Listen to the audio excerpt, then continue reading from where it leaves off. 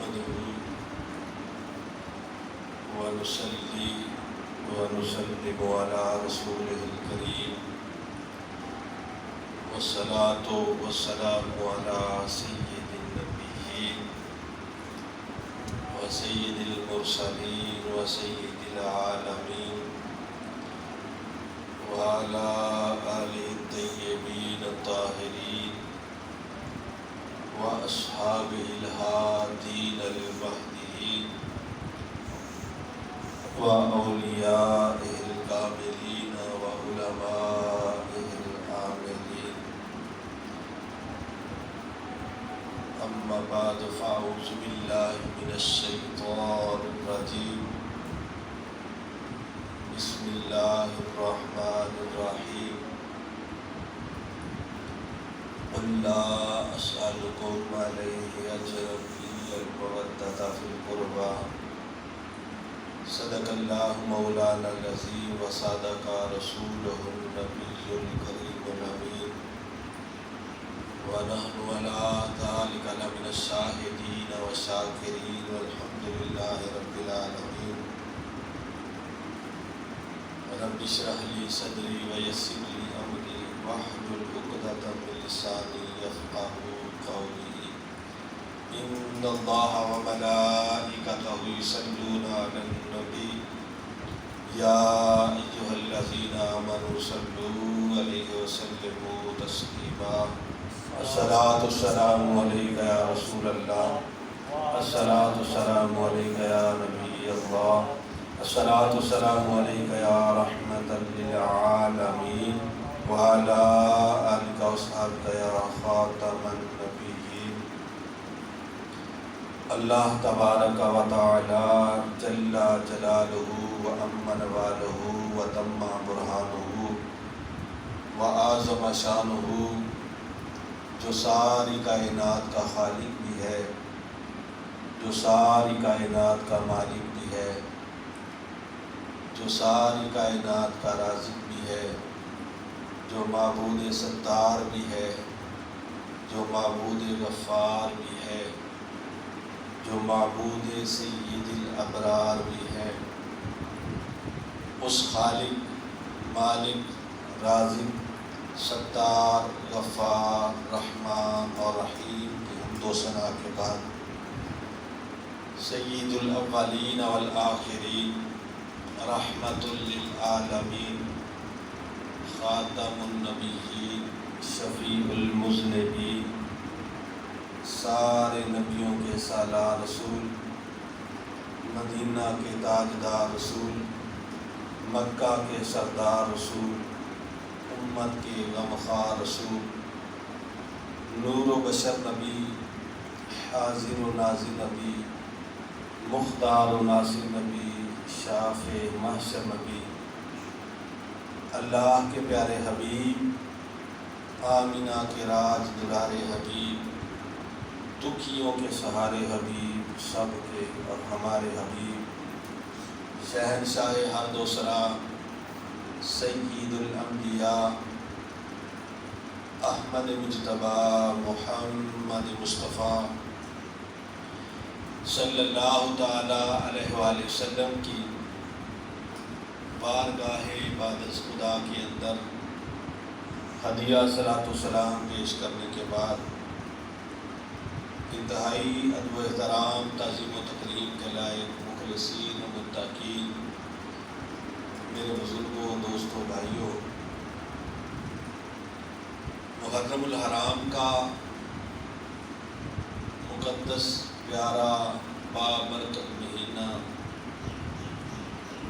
جس میں بالعموم فضائل اہل بیت کے حوالے سے گفتگو کی جاتی ہے، اور بالخصوص نواسہ رسول،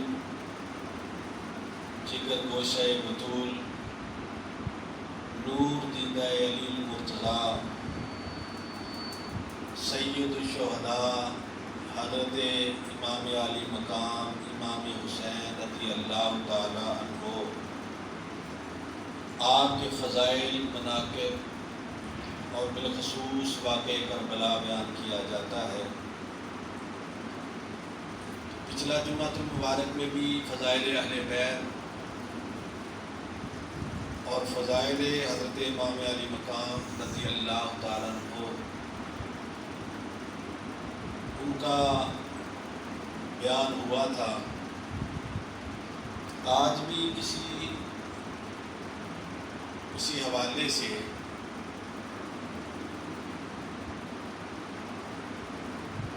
اہل بیت اطہار کے بارے میں یہ بات پکی ہے کہ وہ عین ایمان ہے، اور ان کا انکار اور بے ادبی جو ہے وہ کفر ہے۔ اس حوالے سے ان سے اتنا اللہ اور اس کے رسول کو اتنا پیار ہے کہ ایک مرتبہ ایک اعرابی نے نبی اکرم صلی اللہ تعالی علیہ وآلہ وسلم کی بارگاہ میں ایک ہرن کا بچہ پیش کیا۔ وہ ہرن کا بچہ نبی اکرم صلی اللہ تعالی علیہ وآلہ وسلم نے حضرت امام حسن رضی اللہ تعالیٰ عنہ کو عطا فرما دیا۔ جب وہ کھیلتے کھیلتے گھر پہنچے تو حضرت امام حسین رضی اللہ تعالیٰ عنہ نے پوچھا کہ یہ ہرن کا بچہ آپ نے کہاں سے لیا ہے؟ تو حضرت امام حسن کہنے لگے، بھائی میں نے یہ ہرن کا بچہ نانا جی صلی اللہ تعالیٰ علیہ وآلہ وسلم سے لیا ہے۔ کہا یہ مجھے دے دو۔ کہا نہیں میں نہیں دوں گا، آپ بھی نانا جی صلی اللہ تعالیٰ علیہ وآلہ وسلم سے جا کے لے آئے۔ اس کے بعد حضرت امام حسین حضور کی بارگاہ میں جب پہنچے تو جا کے کہا کہ نانا جی آپ نے میرے بھائی حسن کو جو ہے وہ ہرن کا بچہ دیا ہے، مجھے بھی عطا فرما دے۔ آقا علیہ الصلوۃ والسلام نے فرمایا کہ وہ تو صرف ایک ہی تھا، وہ حسن لے گیا ہے۔ تو کہنے لگے نہیں مجھے بھی عطا فرمائے۔ کہا وہ حسن لے گیا ہے اور کوئی نہیں ہے۔ ابھی یہ اصرار ہو ہی رہا تھا کہ جنگل کی طرف سے ایک ہرن بھاگتا ہوا آیا۔ اس نے آتے ہی حضور کی بارگاہ میں ایک اور بچہ پیش کیا اور کہا کہ حضور میرے دو بچے تھے، ایک جو ہے وہ ایک اعرابی نے پکڑ لیا اور آپ کی بارگاہ میں پیش کر دیا، اور دوسرے کے ساتھ میں جنگل میں پریشان بھاگ رہی تھی۔ اچانک غیب سے مجھے آواز آئی کہ اگر خیریت چاہتی ہو تو یہ بچہ بھی حضور کی بارگاہ میں پیش کر دو، اس سے پہلے کہ حضرت امام حسین رونا شروع کر دیں، اس سے پہلے کہ حضرت امام پاک جو ہے وہ روئے، ان کے رونے سے پہلے پیش کر دو ورنہ تمہارے لیے بہتر نہیں ہوگا۔ تو حضور میں آپ کی بارگاہ میں یہ بچہ پیش کرتی ہوں کہ حضرت امام حسین جو ہے وہ روئے نہیں، پریشان نہ ہوں، میں ان کی پریشانی جو ہے نہیں دیکھ سکتی، اپنے بچے قربان کر سکتی۔ اب حضور نے وہ بچہ پکڑا اور ان کو دے دیا، اور اس کے بعد جو ہے یہ دیکھیں یہ واقعہ تو یہاں پہ ختم ہے۔ اس کے بعد جو ہے شاید وہ بچے حضور نے ہرن کو واپس کر دیے ہوں جب انہوں نے کھیل دیا ہو، لیکن اس ہرن نے جس نے حضرت امام حسین سے پیار کیا، قیامت تک مصنفین اپنی تصنیف کے اندر، مؤلف اپنی تالیف کے اندر، خطیب اپنے خطبے کے اندر اس ہرن کا ذکر خیر کرتے رہیں گے کہ جس نے حضرت امام حسین سے پیار کیا ہے۔ وہ شاعر کہتے ہیں نا حسنین محمد کی آنکھوں کے ستارے ہیں صلی اللہ تعالیٰ علیہ وآلہ وسلم. حسنین محمد کی آنکھوں کے ستارے ہیں، کونین کے والی کو یہ بہت پیارے ہیں. حسنین محمد کی آنکھوں کے ستارے ہیں، کونین کے والی کو یہ بہت پیارے ہیں صلی اللہ تعالیٰ علیہ وآلہ وسلم. ایک دن حضرت امام حسن اور امام حسین رضی اللہ تعالیٰ عنہما دونوں شہزادوں نے تختیاں لکھی، اور تختیاں لکھ کے خط چیک کروانے کے لیے کہ کس نے تختی اچھی لکھی ہے، حضور مولا کائنات علی المرتضیٰ کرم اللہ وجہہ الکریم کی بارگاہ میں حاضر ہوئے اور کہا کہ ابا جی ہم نے یہ تختیاں لکھی ہیں، آپ ان کو ذرا ملاحظہ فرمائیں اور بتائیں کہ ہم میں سے کس نے تختی اچھی لکھی ہے، ہم میں سے تختی کس نے اچھی لکھی ہے. کہا بیٹا اگر تم نے یہ فیصلہ کروانا ہے تو آپ اپنی والدہ حضرت فاطمہ سے جا کے فیصلہ کرواؤ، وہ فیصلہ فرمائیں. وہ دونوں شہزادے جو ہیں حضرت فاطمہ الزہرا سلام اللہ علیہا و رضی اللہ تعالی عنہا، ان کی بارگاہ میں گئے. انہوں نے جب دونوں کی تختیاں دیکھی تو کہا بیٹا فیصلہ کروانا ہے تو نانا جی صلی اللہ تعالی علیہ وسلم کی بارگاہ میں جاؤ کہ کس نے تختی اچھی لکھی ہے. جب دونوں شہزادے جو ہیں وہ آقا علیہ السلام کی بارگاہ میں پہنچے اور جا کے کہا کہ نانا جی ہم نے یہ تختیاں لکھی ہیں، آپ فیصلہ فرما دیں کہ کس نے اچھی تختی لکھی ہے، خط کس کا اچھا ہے. آقا علیہ السلام نے جب وہ تختیاں دیکھی تو فرمایا میرے بیٹو یہ فیصلہ جبرائیل امین کریں گے، جبرائیل امین کریں گے. ابھی یہ بات ہو رہی تھی کہ جبرائیل امین بھی حاضر ہو گئے. آ کے کہا حضور رب تعالیٰ آپ کو سلام فرماتا ہے اور فرماتا ہے کہ ان کا فیصلہ میں خالق کائنات کروں گا، ان کا فیصلہ میں خالق کائنات کروں گا کہ امام حسن نے اچھی تختی لکھی ہے یا امام حسین نے اچھی تختی لکھی ہے. تو حضرت جبرائیل امین نے ایک سیب پیش کیا، کہا یہ رب تعالیٰ نے جنت سے بھیجا ہے اور فرمایا ہے کہ تختیاں نیچے رکھو اور سیب کو ایسے ہوا میں اچھالو، جس کی تختی کے اوپر یہ سیب گرے گا اس کا خط اچھا ہوگا، اس کی لکھی ہوئی تختی جو ہے وہ اچھی ہوگی. یہ سیب ہوا میں اچھالو. آقا علیہ السلام نے ایسے ہوا میں جب اچھالا تو سیب اوپر گیا، اور جب نیچے آ رہا تھا تو سیب کے دو ٹکڑے ہو گئے، ایک امام حسن کی تختی پہ گرا اور دوسرا ٹکڑا امام حسین کی تختی پہ گر گیا.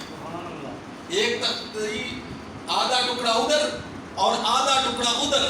فرمایا رب کائنات کو دونوں محبوب ہیں اور کسی ایک کی تائید کر کے دوسرے کو غم دینا جو ہے یہ رب تعالیٰ کو پسند نہیں ہے. یہ دونوں ہی شان والے حسنین محمد کی آنکھوں کے ستارے ہیں صلی اللہ تعالی علیہ وآلہ وسلم. حسنین محمد کی آنکھوں کے ستارے ہیں، کونین کے والی کو یہ بہت پیارے ہیں، کونین کے والی کو یہ یار. حضرت امام حسن اور امام حسین ان دونوں شہزادوں کی شان تو براء البراء ہے. اگر کوئی حضور کی گئے گزرے دور میں حضور کی آل کی سید کی کوئی اطاعت فرما برداری یا پھر ان سید زادے کا ادب اور احترام کرے تو رب تعالیٰ اس کو بھی نواز دیتا ہے، رب تعالیٰ اس کو بھی نواز دیتا ہے کہ جو گئے گزرے دور میں سید کی تعظیم اور ادب کرتا ہے. زلف و زنجیر ایک کتاب ہے، رئیس و تحریر علامہ ارشد القادری رحمۃ اللہ تعالیٰ علیہ، انڈیا کے بہت بڑے عالم ہیں، ان کی کتاب ہے زلف و زنجیر، اور اس میں یہ واقعہ انہوں نے لکھا ہے. فرماتے ہیں کہ جنید پہلوان تھے، اور بعض بزرگوں نے یہ لکھا کہ یہ حضرت جنید بغدادی رحمۃ اللہ تعالیٰ علیہ پہلے ایک بادشاہ کے پہلوان تھے. بولے کس کے پہلوان تھے؟ پہلے بادشاہ. اب دیکھو نا، بادشاہ جو ہے وہ کرکٹ کو نوازتے ہیں، ہاکی کو نوازیں گے، عام کسی گیم کو، لیکن اس دور میں جو تھے بادشاہ تھے وہ پہلوانی کو، کبڈی وغیرہ جو بھی معاملات ہوتے تھے ان کو پسند کرتے تھے. تو جنید پہلوان جو تھے ایک بہت بڑے بادشاہ کے پہلوان تھے، اور جنید پہلوان کی خوبی یہ تھی کہ یہ پوری دنیا میں آج تک پچھاڑے نہیں گئے تھے. کوئی پہلوان ایسا دنیا میں پیدا نہیں ہوا تھا کہ جو ان کو ہرا سکے. چیلنج تھا کہ جو کوئی ان کو ہرائے گا اس کو 1,00,000 درہم یا اس وقت کا بڑے سے بڑا انعام اس کو دیا جائے گا جو جنید پہلوان کو پچھاڑے گا. جیڑا ان اٹھا لوے ان 1,00,000 درہم انعام. اور اس دور میں یہ بہت بڑا انعام تھا کہ کوئی پچھاڑ دے تو اس کو اتنا بڑا انعام. اب یہ سلسلہ چلتا رہا اپنے ملک میں بھی، بیرون ملک میں بھی، دور دراز تک کوئی ثانی جنید پہلوان کا نہیں تھا. اب اس کے بعد ایک مرتبہ ایسے ہوا کہ بادشاہ اپنے تخت پر بیٹھا ہوا تھا کہ باہر کچھ شور کی آواز آئی. بھئی بات کی سمجھ آ رہی ہے سمجھ؟ باہر میں کچھ، بادشاہ اپنے تخت پر بیٹھا تھا تو باہر کچھ شور کی آواز آئی. تو اس نے پوچھا یہ بات شور کیسا ہے؟ تو دربان نے آ کے بتایا کہ حضور ایک آدمی باہر کھڑا ہے، وہ کہہ رہا ہے کہ میں جنید پہلوان کے ساتھ کشتی کرنا چاہتا ہوں، جنید پہلوان کے ساتھ کشتی کرنا چاہتا ہوں. تو بادشاہ نے کہا کہ اس کو بھیجو. کہا حضور کیوں بھیجے؟ وہ ظاہراً نحیف سا آدمی ہے، کمزور سا آدمی ہے، انتہائی لاغر ہے، پہلوانی والی صورت ہی کوئی نہیں. ایک دیکھنے میں چلو پہلوان نظر آئے، وہ پنجابی چ کہتے ہیں نا کہ ظاہری تن سکیا سڑیا جا بندہ، ظاہراً بالکل لاغر سے، کمزور سے، نحیف سے، پہلوانی والی کوئی صورت ان میں موجود نہیں ہے. تو حضور آپ کی بارگاہ میں کیوں پیش کریں؟ وہ تو کوئی ظاہر پاگل بندہ لگتا ہے. تو کہا کہ پھر اس کو سمجھاؤ. کہا بڑا سمجھایا، بات نہیں آ رہا. کہا اس کو اندر بھیجو. جب اس کو اندر بھیجا گیا تو بادشاہ نے جب دیکھا نا کہ ظاہر نحیف آدمی، کمزور آدمی، پہلوانوں والی صورت کوئی نہیں، تو بادشاہ ہنس ہنس کے اپنے تخت کے اوپر ہی بیٹھ گیا. کہنے لگا ہے اپنی صحت دیکھ اور اپنے کام دیکھ کہ تو کہاں پر جنید پہلوان، بڑے بڑے پہلوان سامنے آنے سے ڈرتے ہیں اور تو ان کے ساتھ کشتی کرے گا. بادشاہ ہنس ہنس کے تخت کے اوپر لیٹ گیا. جب آرام سے بیٹھا نا تو وہ سامنے جو شخص کھڑا تھا اس نے کہا کہ حضرت آپ پریشان نہ ہو، اے بادشاہ سلامت پریشان نہ ہو، کہ آپ نے دیکھا نہیں کہ اللہ تعالیٰ نے ابابیل کے ہاتھوں ہاتھی مروا دیے تھے، ابابیل کے ہاتھوں ہاتھی مروا دیے تھے، آپ پریشان نہ ہو. جب یہ لفظ کہے نا تو بادشاہ کو غصہ آیا. اس نے کہا پھر دیکھ لینا اگر تو پچھاڑا گیا، جنید پہلوان سے ہار گیا تو تیری گردن اتار دی جائے گی. اس نے کہا کہ جو مرضی کر لیں، میں تیرے پہلوان کو ضرور پچھاڑوں گا، ضرور ہراؤں گا. کہا چلو پھر کشتی کرو. کہا نہیں ایسے نہیں، جس طرح اعلان کرتے ہو نا پورا علاقہ جمع ہو وہاں پر میں کشتی کروں گا. اب بادشاہ کو غصہ آیا تھا، اس نے فوری طور پر اعلانات کروا دیے. جو بھی اس دور میں ڈھول وغیرہ ہوتے تھے ان کے ذریعے اعلان ہو گئے. اب لوگ حیران تھے کہ وہ پہلوان تو دیکھو نا، کہ جس نے جنید پہلوان کے ساتھ کشتی کرنی ہے وہ پہلوان تو دیکھے. اب جب آمنا سامنا ہوا تو لوگ حیران ہوئے کہ یہ ظاہراً نحیف آدمی، لاغر آدمی، کمزور آدمی، پہلوانوں والی صورت ہی کوئی نہیں، اور کہاں پر جنید پہلوان. لوگ حیران ہو گئے. اب جب قریب آئے، ہاتھ میں ہاتھ ملایا گیا تو وہ کمزور آدمی جو تھے وہ جنید پہلوان کو کہنے لگے کہ جنید میں کوئی پہلوان نہیں، میں کوئی پہلوان نہیں، میں ایک سید زادہ ہوں، 3 بچیاں میری جوان ہیں، صرف غربت کی وجہ سے میں ان کی شادی نہیں کر رہا. تمہیں ہرانے پر، پچھاڑنے پر اتنا بڑا انعام ہے، ساری زندگی جیتے ہو ایک مرتبہ مجھ سے ہار جاؤ، میں انعام لے کے بچیوں کی شادی بھی کر لوں گا، ان کے نکاح کر لوں گا۔ آج ہار جاؤ، قیامت کا مقدمہ نانا جی سے کہہ کے جتوا دوں گا۔ قیامت کا مقدمہ نانا جی صلی اللہ تعالی علیہ وسلم سے کہہ کے جتوا دوں گا اور حضور سے کہوں گا کہ ان کی شفاعت کریں۔ اب ہاتھ میں ہاتھ تھا تو کہنے لگے کاش آپ پہلے بتا دیتے تو پھر میں کوئی اور انتظام کر لیتا، تو اب میں کیا کر سکتا ہوں۔ پھر دل میں خیال آیا کہ یار ساری زندگی جیتے ہو، ایک ہار جاؤ، لیکن پھر دل میں خیال آیا کہ ہار گیا تو بادشاہ اپنی خدمت سے نکال دے گا۔ دیکھو نا، آج کے دور میں کوئی کہا جائے نا یہ وزیر اعلیٰ کا ڈرائیور ہے، بڑے کم وزیر اعلیٰ کا ڈرائیور بھی کروا چھڑ دے۔ بلکہ مجھے یاد ہے ایک بندے نے میں کہا یہ بڑا عزت نہ ملتے پہ، کہنے لگا یہ ایم پی اے دے ڈرائیور دا بھنوجا ہے، ایڈی دور رشتے داری، ایم پی اے دے ڈرائیور دا بھنوجا ہے، یا یہ گن مین دا سالا وے، یا فلانا رشتے دار ہے، دور دور رسیاں پا ہے۔ وہ لوگ بھی لوگوں کے اتنے کام کروا دیتے ہیں۔ تو جو ڈائریکٹ بادشاہ کا پہلوان تھا، جب گلی سے حضرت جنید بغدادی پہلے نکلتے نا، جب جنید پہلوان تھے، گلی سے جب نکلتے نا تو لوگ اتنی عزت کرتے کہ بادشاہ کے پہلوان سلام کرتے، کوئی جناب دودھ پیش کر رہا ہے، کوئی ادب کر رہا ہے، کوئی انعام و کرام دے رہا ہے۔ یہ ساری باتیں سامنے آئیں اور دوسری طرف کہا کہ اگر آج میں جیتا تو قیامت کا مقدمہ میں نہیں جیت سکوں گا۔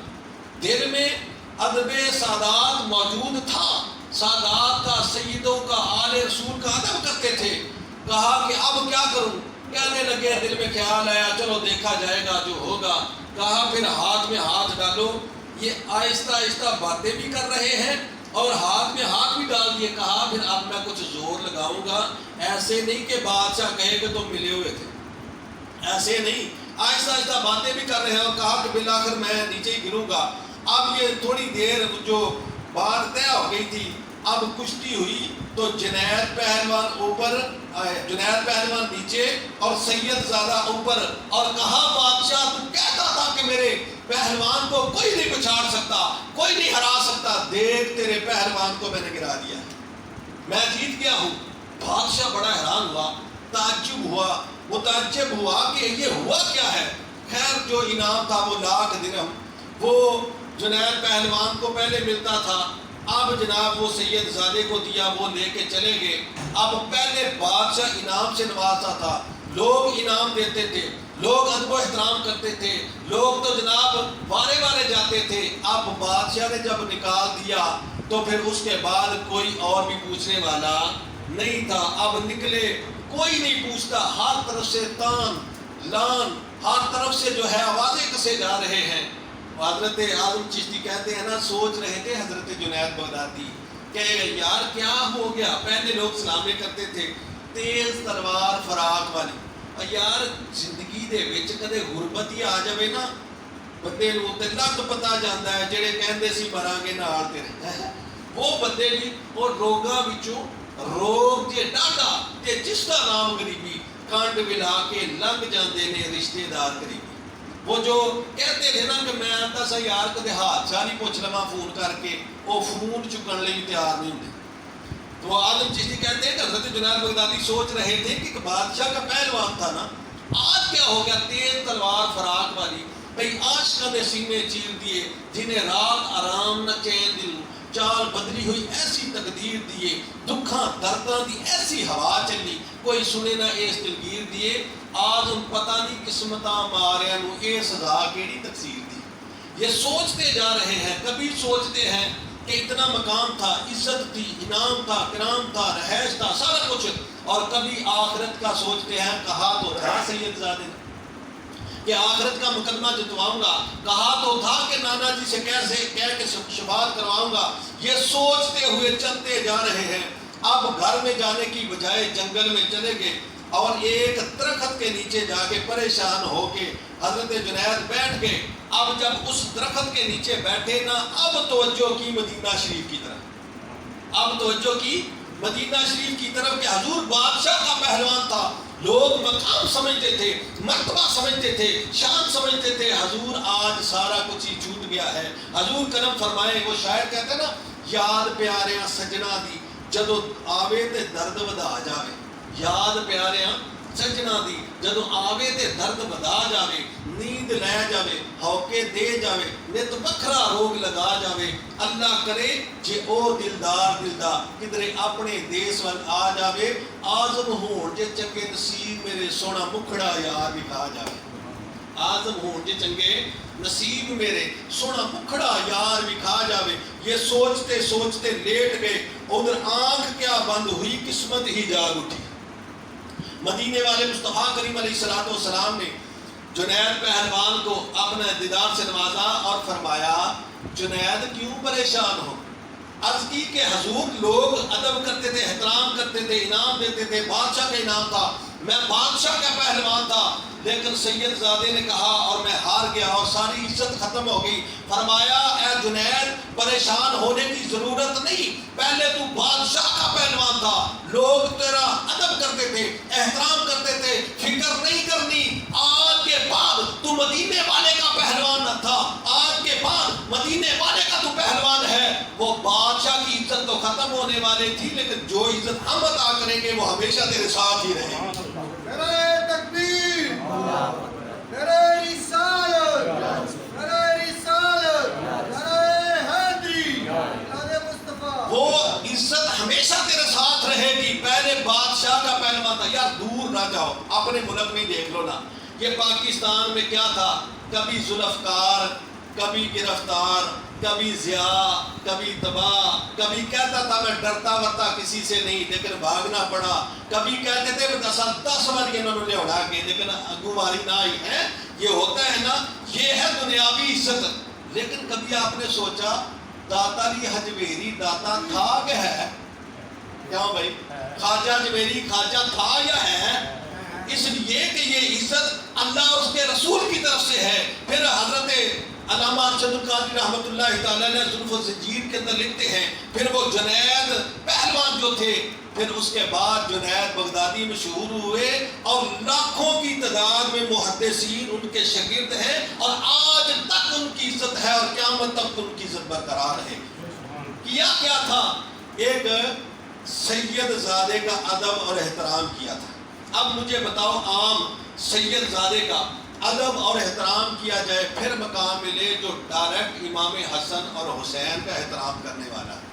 اور اس سے آگے سنو کہ یہ حضرت امام حسین ان کا مقام اور مرتبہ کتنا ہے کہ آقا علیہ السلام نے ایک دن نماز پڑھائی اور سجدہ طویل فرما دیا. مجھے سجدہ ذرا توجہ فرمائیے گا کہ تو سجدہ جو ہے وہ طویل فرما دیا.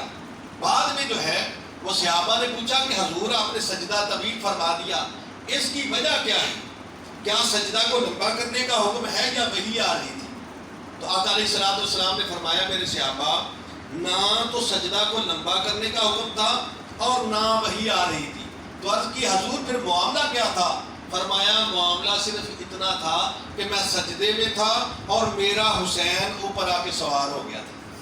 میرا حسین اوپر آ کے سوار ہو گیا تھا. میں نے پسند نہ کیا کہ سر سجدے سے اٹھاؤں اور میرا حسین گر جائے. میں نے یہ پسند نہ کیا کہ میں سجدے سے اٹھاؤں اور میرا حسین گر جائے. بس واقعہ تو یہاں پہ ختم ہو گیا ہے. اب میں اکثر یہ کہا کرتا ہوں کہ ہر خطیب، ہر مقرر، ہر مدرس، ہر سپیکر کی کچھ محنت ہوتی ہے کہ اس میں سے نکالتا کیا ہے. پہلا نقطہ سنو یار کہ حضور نے فرمایا نا کہ میں نے پسند نہ کیا کہ سر سجدے سے اٹھاؤں اور میرا حسین گر جائے. پہلا نقطہ علماء نے یہ لکھا ہے، فرماتے ہیں کہ جب بندہ سجدہ کرتا ہے نا اس وقت رب تعالیٰ کے قرب میں ہوتا ہے. تو جو ہے قرب میں یعنی سب سے نزدیکی اور قرب میں بندہ اس وقت ہوتا ہے جب بندہ سجدے میں ہوتا ہے. بولیے جب بندہ سجدے میں ہوتا ہے، اس وقت جب بندہ سجدے میں ہوتا ہے نا اس وقت بالکل رب تعالیٰ کے نزدیکی اور قرب میں بندہ ہوتا ہے. اب دیکھیے اگر عام بندہ سجدہ کرے تو رب تعالیٰ کے قرب میں، اگر کوئی ولی سجدہ کرے تو اس وقت وہ کہاں پر ہوگا؟ تو جو ہے عام بندہ سجدہ کرے تو رب تعالیٰ کے قرب میں، اگر کوئی ولی سجدہ کرے تو اس وقت وہ کہاں پر ہوگا؟ کوئی غوث سجدہ کرے تو اس وقت وہ کہاں پہ ہوگا؟ ابدال سجدہ کرے اس وقت وہ کہاں پہ ہوگا؟ اوتاد سجدہ کرے اس وقت وہ کہاں پر ہوگا؟ مجدد سجدہ کرے اس وقت وہ کہاں پر ہوگا؟ مجتہد سجدہ کرے اس وقت وہ کہاں پر ہوگا؟ کوئی تابعی سجدہ کرے، کوئی صحابی سجدہ کرے، کوئی نبی سجدہ کرے، کوئی رسول کرے سجدہ، اس وقت وہ کہاں پر ہوگا؟ ارے یہ تو پیارے حسین ہی بتا سکتے ہیں کہ جب امام الانبیاء نے سجدہ کیا تھا اوپر بیٹھے تھے، اس وقت یہ کہاں پہنچے ہوئے تھے؟ تو جو ہے اس بات پہ غور فرمائیے، کوئی ولی سجدہ کرے کوئی اندازہ نہیں، نبی سجدہ کرے کوئی اندازہ نہیں، امام الانبیاء نے جب سجدہ کیا ہوگا اوپر حسین بیٹھے ہوں گے، یہ تو پیارے حسین ہی بتا سکتے ہیں کہ اس وقت قرب کی کس منزل پہ پہنچے ہوئے تھے کہ جب امام الانبیاء نے سجدہ کیا تھا اوپر حسین بیٹھے ہوئے تھے۔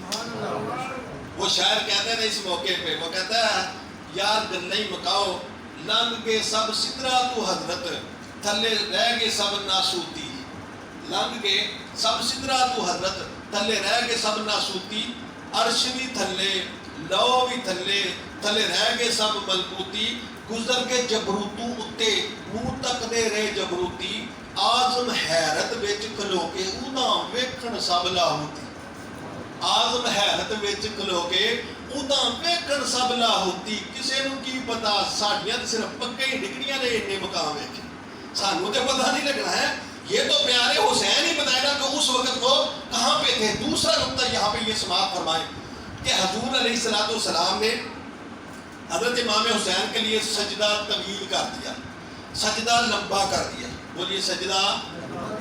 حضرت پیارے رسول علیہ السلام نے پیارے حسین کے لیے سجدہ لمبا کر دیا، بالآخر سر سجدے سے اٹھا لیا، صحیح ہے جی، پیارے نبی نے پیارے حسین کے لیے سجدہ لمبا کر دیا، بالآخر سجدے سے سر کو اٹھا دیا، پیارے پیغمبر نے پیارے حسین کے لیے سجدہ لمبا فرما دیا، بالآخر سر سجدے سے اٹھا دیا، ارے پیارے حبیب نے پیارے حسین کے لیے سجدہ لمبا فرما دیا، بالآخر سر سجدے سے اٹھا لیا، ارے قربان جائے مقام حسین پر، مرتبہ حسین پر، شان حسین پر، ارے دین اسلام کے لیے کربلا میں وہ سجدہ کیا ہے کہ ہمیشہ کے لیے سر سجدے میں رکھ دیا ہے۔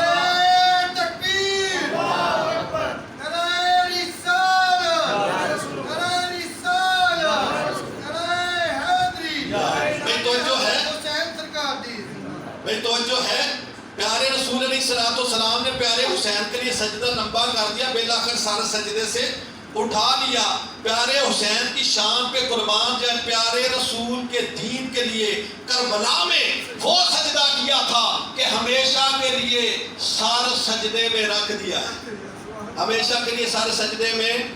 وہ شاعر کہتا ہے نا اس نواسے پہ محمد مصطفیٰ کو ناز ہے، کیا بھائی یہ جڑے آندے نے نا نہیں جناب یزید حق تے سی ہے، یزید حق تے سی معاذ اللہ، لیکن ایک گل دسو انہوں نے کچھ سناؤ دو ترے دی، انہوں نے کہا گھر پال کے سانو ہی پی گیا اسی تے بڑے پچھتان دے، یہ دو ترے ہی سانو لے گیا، لیکن یہ وہ کون نواسا ہے؟ اس نواسے پہ محمد مصطفیٰ کو ناز ہے، اس کی ہمت پہ علی شیر خدا کو ناز ہے، سجدے اوروں نے بھی کیے، اس کا نیا انداز ہے، اس نے وہ سجدہ کیا کہ جس پہ خود خدا کو ناز ہے، اس نواسے پہ محمد مصطفیٰ کو ناز ہے، اس کی ہمت پہ علی شیر خدا کو ناز ہے، سجدے اوروں نے بھی کیے، اس کا نیا انداز ہے، اس نے وہ سجدہ کیا کہ جس پہ خود خدا کو ناز ہے۔ اور پنجابی کا ایک شاعر ہے مقصود مدنی، بولے شاعر کا کیا نام ہے جی؟ مقصود مدنی، وہ کہتا ہے یار شانہ والے حضور دے پاک دوتے کربلا وچ امتحان دیتا، شانہ والے حضور دے پاک دوتے کربلا وچ امتحان دیتا دین خاطر علی اصغر نالے اکبر جہا شیر جوان دیتا، نانے پاک دا دین بچان خاطر اپنا آپ بھی کرسی قربان دیتا، سجدے وچ مقصود قربان ہو کے کر قدسیاں تائی حیران دیتا، سجدے وچ مقصود قربان ہو کے کر قدسیاں تائیں حیران دے، شانہ والے حضور دے پاک دوتے کربلا وچ امتحان دتا دین خاطر علی اصغر نالے اکبر جہا شیر جوان دتا نانے پاک دا دین بچان خاطر اپنا آپ ہی کرسی قربان دتا سجدے وچ مقصود قربان ہو کے کر قدسیاں تائی حیران دیتا اور فرشتے بھی حیران ہو گئے انہاں جنہاں نے آکھیا سی نا انہاں قتل و غارت ہی کرنی ہے جا کے فرمایا کہ انہاں وہ حیران ہو گئے یہ سجدہ وے سجدے وچ مقصود قربان ہو کے کر قدسیاں تائی حیران دیتا بہرحال ان کی شان عظمت کے کیا کہنے انشاءاللہ اللہ تعالیٰ خیر و عافیت رکھے تو آئندہ جمعۃ المبارک کو جو ہے وہ واقعہ کربلا کے حوالے سے انشاءاللہ بات کو شروع کریں گے اور انشاءاللہ ابتدا سے لے کر اپنا انتہا تک جو کوشش کریں گے کہ وہ اپنا چیدہ چیدہ جو واقعات ہیں ان کو بیان کیا جائے تو کوشش فرمایا کیجیے کہ وہ 1 بجے یہاں پہ پہنچ جایا کیجیے اور اس کے بعد 1:35-40 تک تقریر ہوتی ہے پھر اس کے بعد جو ہے بہرحال آئندہ جمعۃ المبارک جو ہے واقعہ کربلا کے حوالے سے گفتگو شروع ہوگی دعا ہے اللہ تعالیٰ صحیح معنوں میں قرآن و سنت پہ عمل کرنے کی توفیق عطا فرمائے